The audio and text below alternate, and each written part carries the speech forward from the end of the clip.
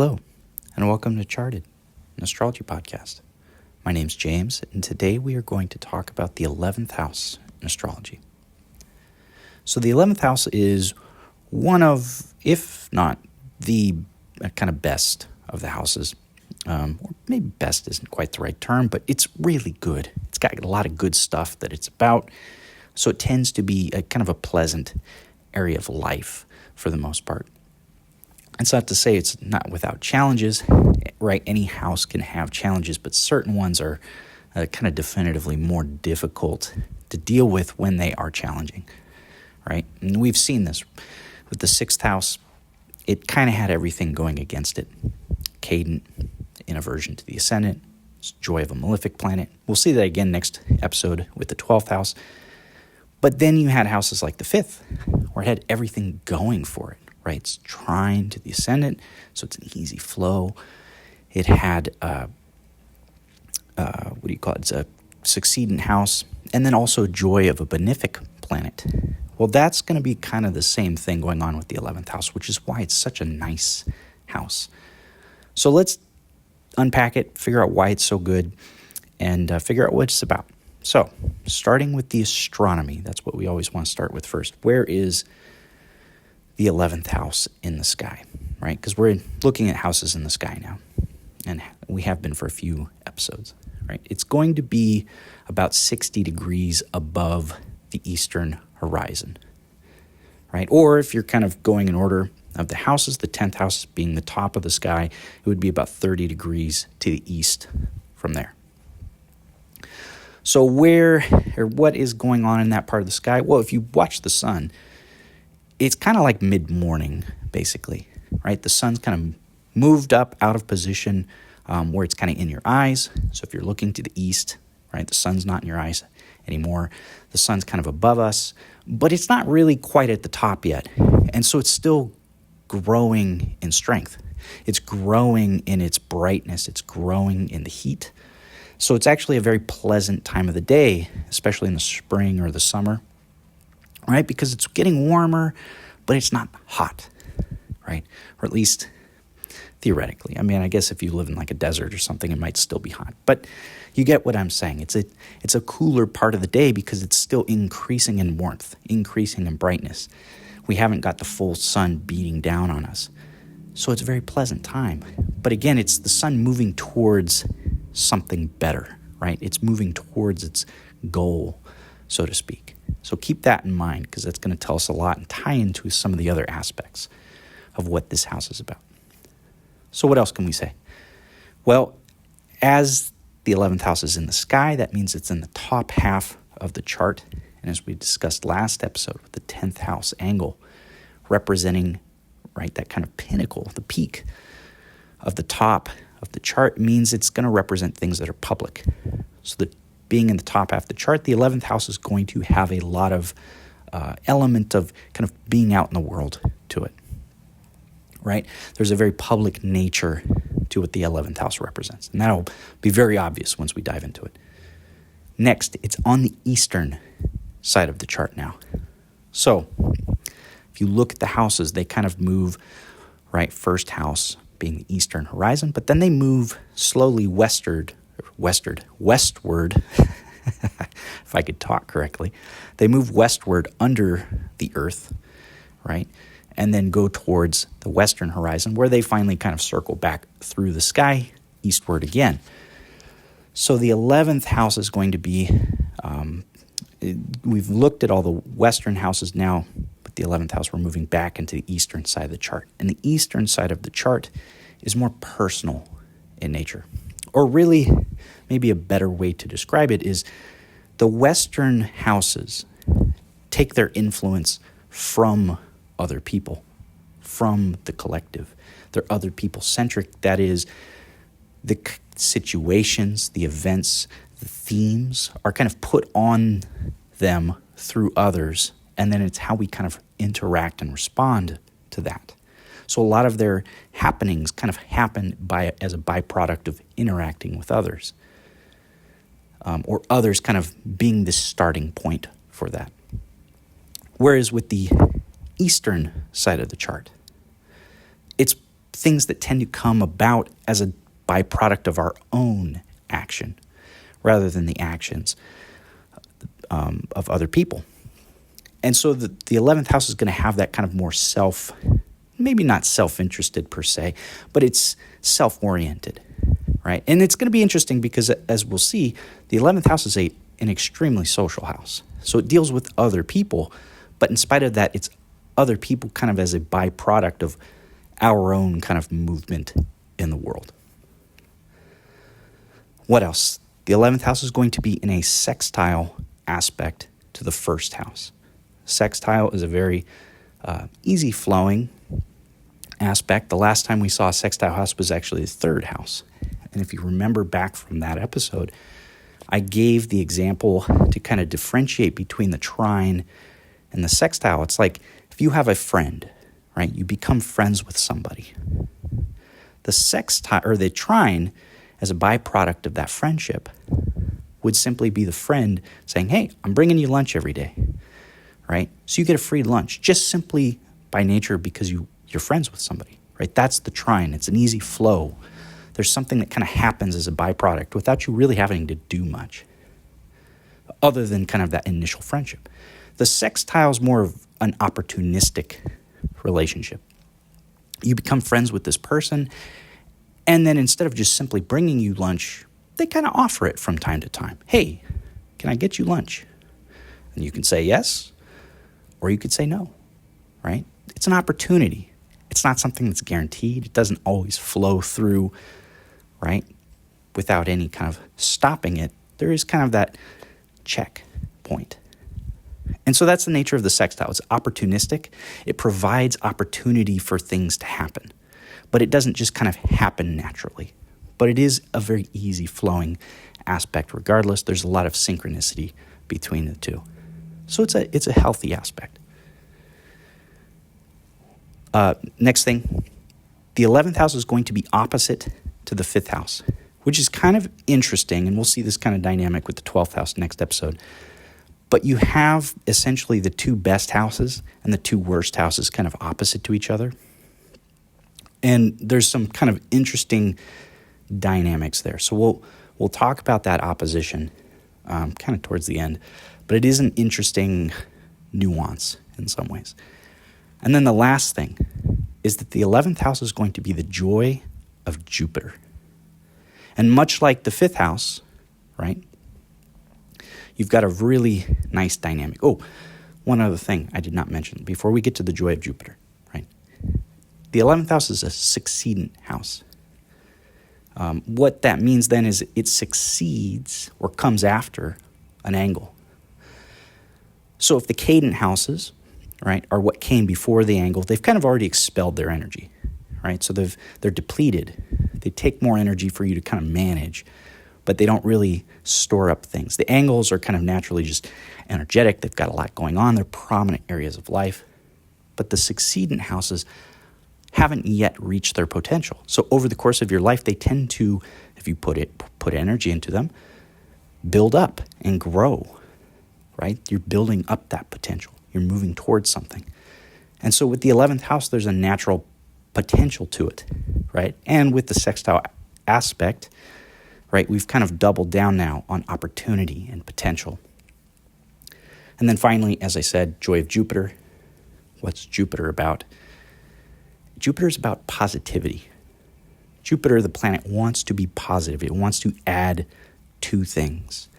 In the material sense, this means abundance and growth and expansion, moving outwards, increasing. In a mental or spiritual or psychological sense, this means things that have positive qualities: hope, optimism, faith, joy, right? Those kinds of emotions or mentalities are very Jupiterian. Wisdom, I would say, also. And so Jupiter really wants to kind of be this, it's called the greater benefic for a reason, right? It's a very soft, giving, generous planet. Because generosity is also something that is a positive function. It's giving of what you already have, increasing another. So what do we get then when we put all this together? Well, there's kind of two things I think that really stand out in this, because what we have is kind of everything in the 11th house really fits together very nicely. You have the sextile, which, as I said, an opportunity. You have the, if we look at what the sun is doing, right? The sun is what? It's moving upwards. It's growing in strength. It is increasing in light and heat. It's moving towards its purpose or towards its goal of reaching the top of the sky. It's a succeeding house, right? It's filled with potential. And Jupiter, naturally, if a planet is in its joy, right, for the 11th house to be the joy of Jupiter, it means it has to be a place where Jupiter feels comfortable doing what it does, which is being positive, being abundant, right? And so what we get then is the 11th house is going to represent gains. Or maybe put in a different way, it's the house of increase, right? And the house of potential. Everything about this house is about achieving potential and what you get from that. So what does that imply? First and foremost, it's going to mean that the 11th house represents what our hopes and dreams are. And I don't mean that in a like sleep dreams, but more like, I have a dream of becoming an astronaut one day, or becoming an athlete, or becoming an artist, or whatever that is, right? It's our aspirations. It's the things we kind of set our lofty sights on and say, I really hope for this. And it could be obviously career-oriented, but it could be smaller things too. And so the 11th house it can show what those things are to an extent, but it's going to show the nature of how we go about those things. It's going to show the nature of what those things are on a subconscious level, right? On a who we are level. And it's going to show what we're really kind of trying to achieve. For example, right? I want to give one or two examples of this because it might seem slightly abstract. If we take a Cancer rising, right? Like myself. What is Cancer rising? Cancer rising is ruled by the moon. It's about mothering. And the moon really wants to, or Cancer specifically, wants to nurture its creations or its children. But in order to do that, to show it the full attention that it desires, it needs what? It needs a place, specifically a physical place, right? A material place of safety.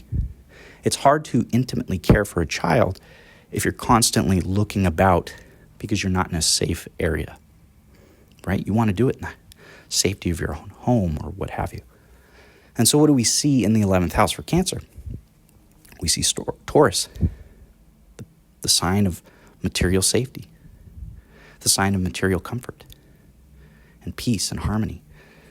So for Cancer rising, right, what do they want? What are they trying to achieve?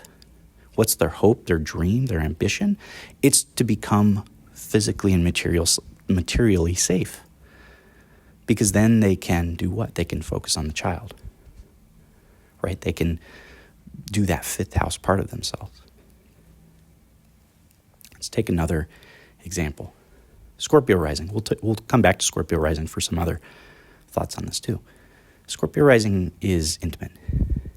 It's individualistic. And part of intimacy means you study things, right?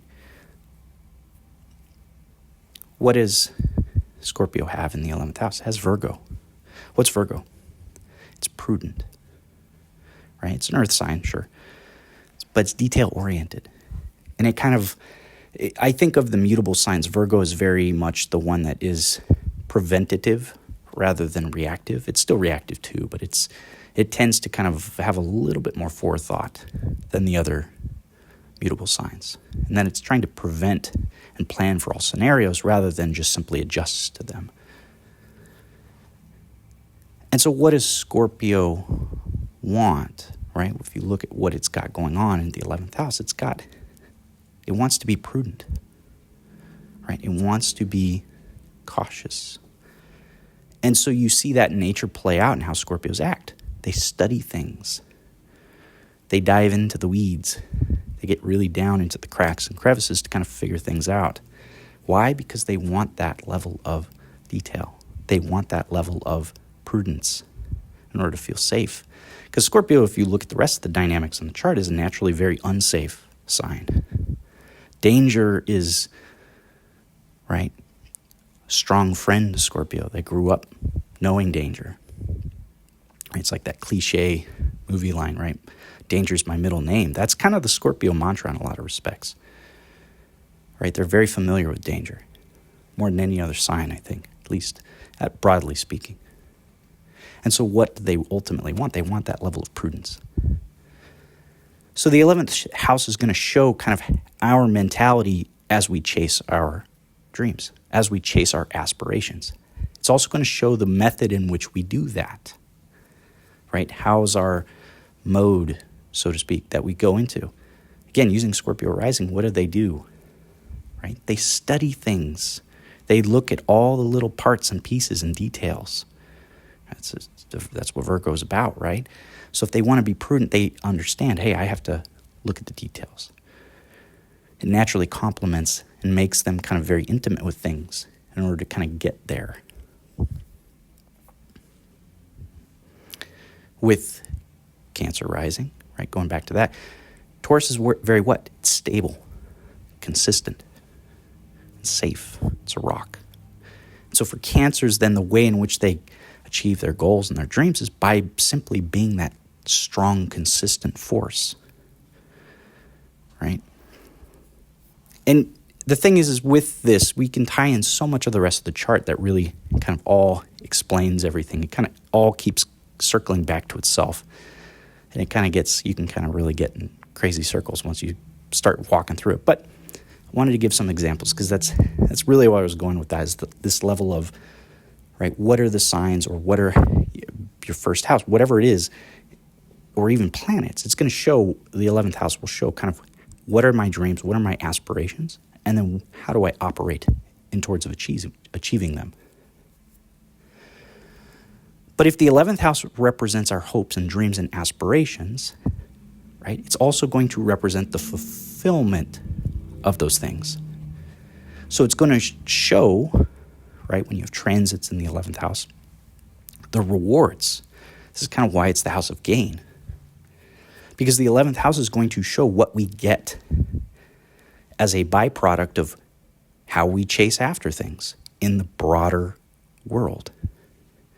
And this is going to tie into the 10th house a little bit, right? What we're doing in the broader world is kind of more 10th house, but the 11th house is going to show what we kind of get from that, right? Rewards, promotions, right? Or, and very specifically, friends and followers and colleagues. Humans are naturally very social by their nature. We can't escape it. As much as we are very individualistic, humans need social connection. And so this is kind of one of the ultimate things that we get as we act within the broader world. We generate connections. And so the 11th house is really going to be a social house. And that's the other piece of it. The things you gain from society implies that you are operating within society. You don't get stuff from society if you're not operating within it. And so that's the thing. If you are a kind of person who's a shut-in, doesn't talk to anyone, stays off social media, stays off the internet, right, totally alone, your 11th house isn't really going to show a lot of gains. Or at least not in the traditional sense. Because again, it deals with moving out into the world and connecting with people. And once you connect with people, then what happens? People see who you are, what you're about, your character, your values. And as you, right, rub shoulders with people and talk with people, ultimately you build those connections of, hey, we have things in common, we don't have things in common. They like my thoughts, my beliefs, my whatever it is, what I do. And that builds connections, builds followers. And so the 11th house is going to represent our friends. It's going to represent our social circles. This could be things like work, churches, clubs that you're in, sports teams, etc. It's also going to represent followers. If you're famous or have some kind of maybe a social media presence, for example, it's going to represent the people that are right in your sphere of influence, in a sense.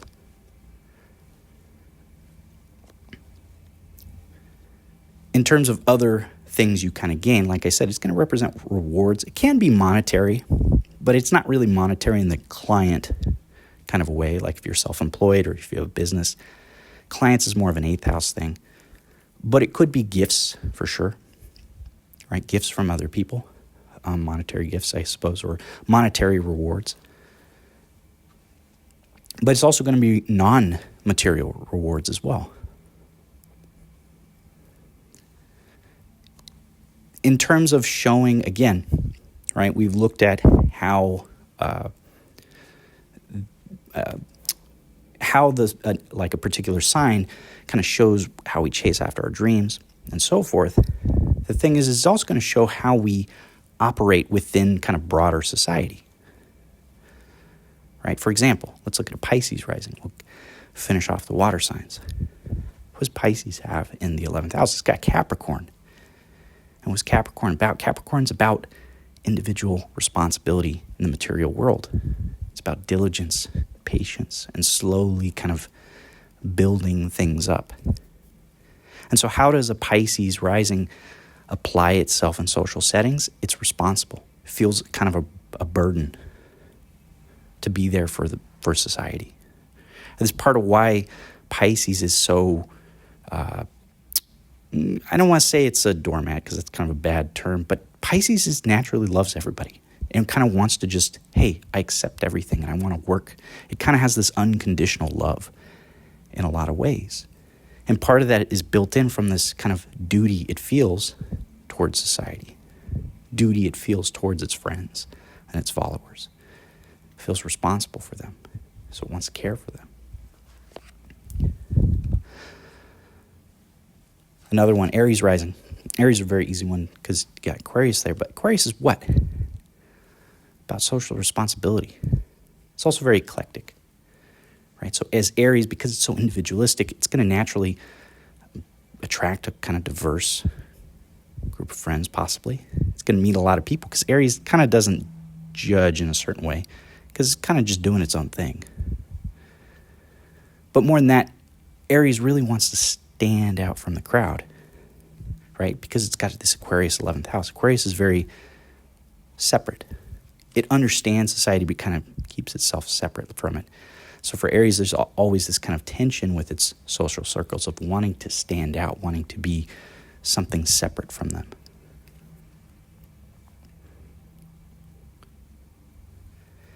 And so that's the big thing. Now, I didn't mention this earlier, but the 11th house in ancient astrology, in ancient Hellenistic astrology, was called the house of good spirit.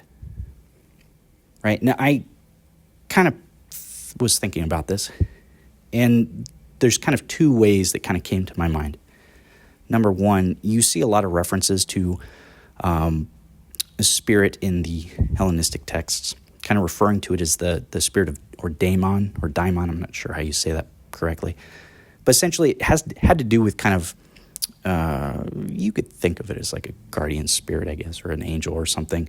I don't know that they saw it quite in that sense, but essentially, it kind of guarded or guided your actions a little bit and kind of was the thing that enacted based on what you did, right? It's not really karma per se, but more so, right, if you were doing good things, it would kind of shower you with good stuff, right? That was kind of the thinking or the theory. I'm very much kind of butchering that a little bit, but I think the house of good spirit was kind of, there's some element of that, right? Hey, it's the house of what you get from the world. If you act out in the world in a very good way, right? You're pleasant with people. You make good connections. You're friendly with people. You're generous. And you work hard. You chase after things that are worthwhile. You have good dreams, good ambitions, right? You naturally kind of achieve that stuff. Funny thing with Sagittarius, for example, they're always so positive, right? Why? Because it's Jupiter ruled. They have faith. They just believe, hey, this is going to happen. So they just go do stuff. And so they tend to kind of make their own luck.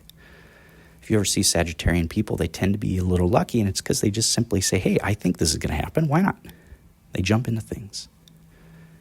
And that's kind of what's going on in the 11th house. The more you kind of have faith and not just hope, right? You can kind of chase after stuff. And it can really add and grow and lead to a lot of good stuff that comes for you.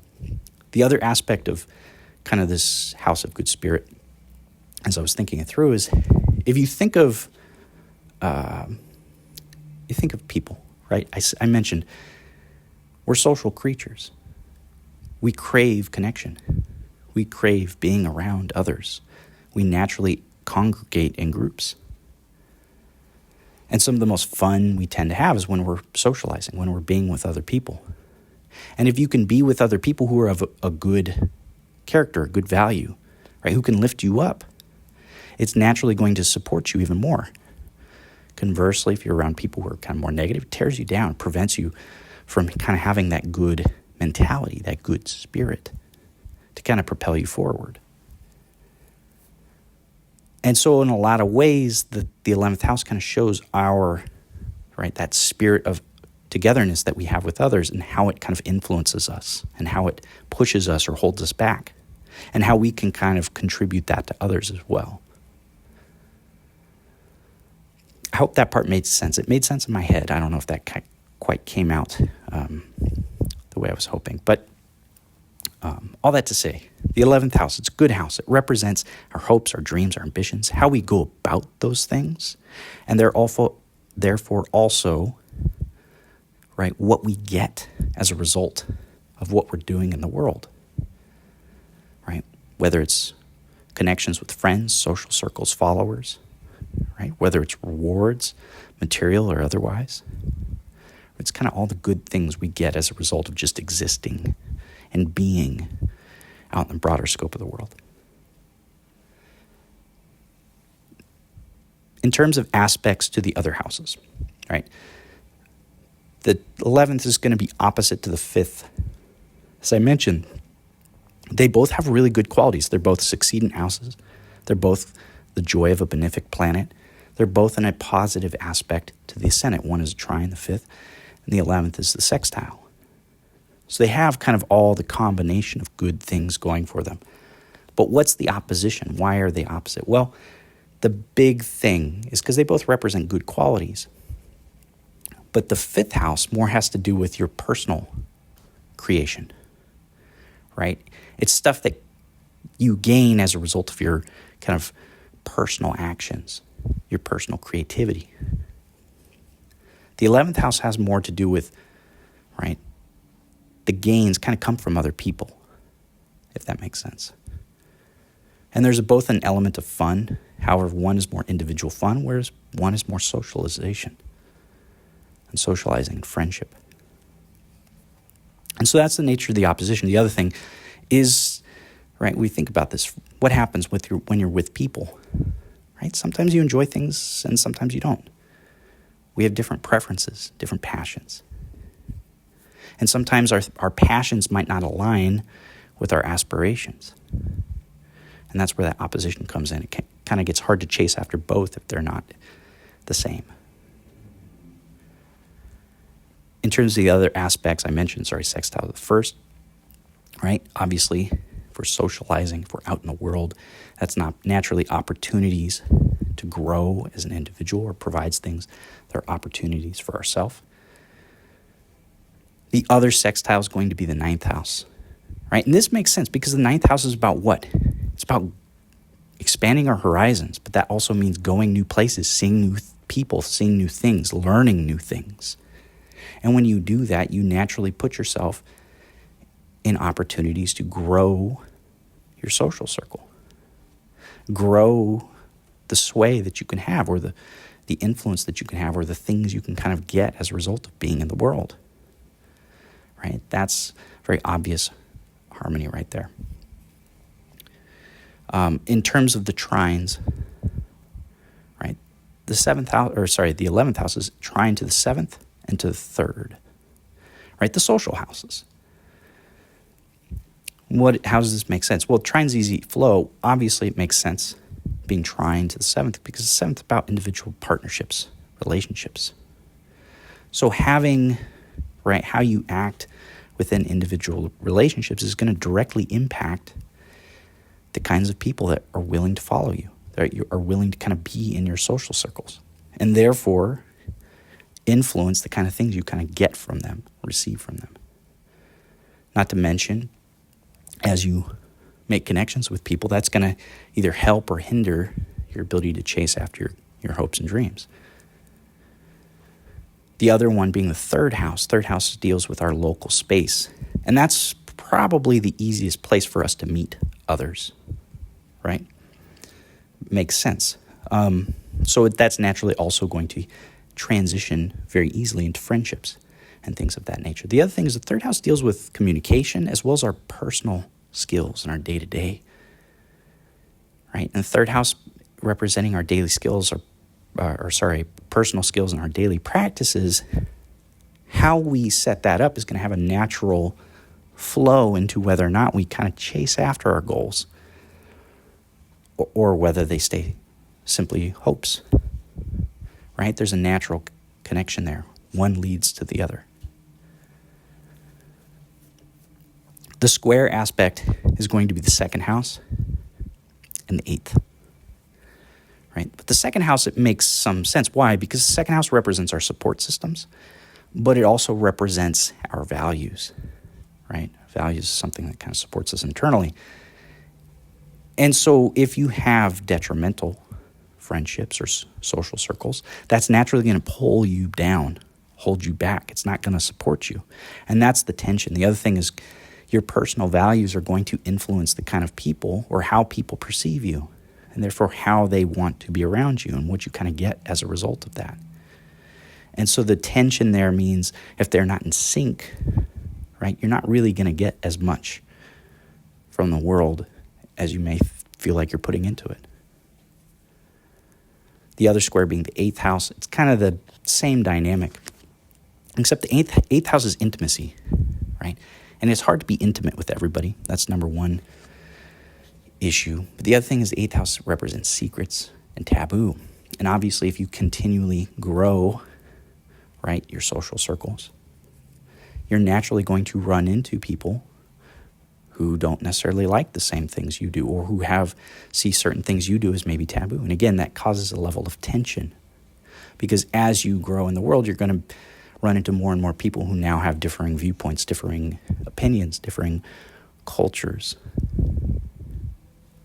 right? And that obviously leads to tension long term and forces you to either adjust who's in your circles or, right, to adjust what you see as taboo and how you interact with that side of life. In terms of the aversion houses, this is going to be the 10th, the 12th, the 4th, and the 6th. Let's start with the semi-sextile. That's going to be the ones immediately adjacent, so the 10th and the 12th. The 10th house actually in a lot of ways is not really that disresonant with the 11th. There is certainly a blind spot. You can't really control the interaction. But if the 10th house is, right, your public image, your public life, what you're doing in the broadest sense of the word out in the world, that obviously is going to have a natural impact on what you get from the world and the people you run into and the social circles you create. And so one is going to influence the other, but it's not an influence that's easily adjustable. It kind of just is what it is. And so to sort out one, you have to kind of focus on the other. You can't do it in reverse order most of the time. And so that's the disresonance there, right? The other thing too is what you're doing kind of in a career sense isn't necessarily what you're chasing after in terms of your ambitions per se. Sometimes it is, but not always. The other one is going to be the 12th house. We're going to talk about this a lot next week. 12th house is the house of bad spirit. The 11th house is good spirit. 12th house is bad spirit. Already ominous. And the 12th house is lonely. It's a lonely place. It's isolated. And obviously, if you have a house that deals with isolation and a house that deals with connection, to the broader society, right? That's a very obvious disresonance. And so that's kind of the big thing. We'll talk about that one more next week because we're going to focus on the 12th house next week. And then going with the inconjunctions. The inconjunctions are an aversion aspect that's kind of a start-stop in a lot of ways. Sometimes it works, sometimes it doesn't. But you can't really control it. It's inconsistent. With the inconjunction of the 4th house, obviously, 4th house is what? Your private life, your home, your family. And sometimes, right, your social circles get along with your family. Or there can be harmony between the two, but sometimes there isn't.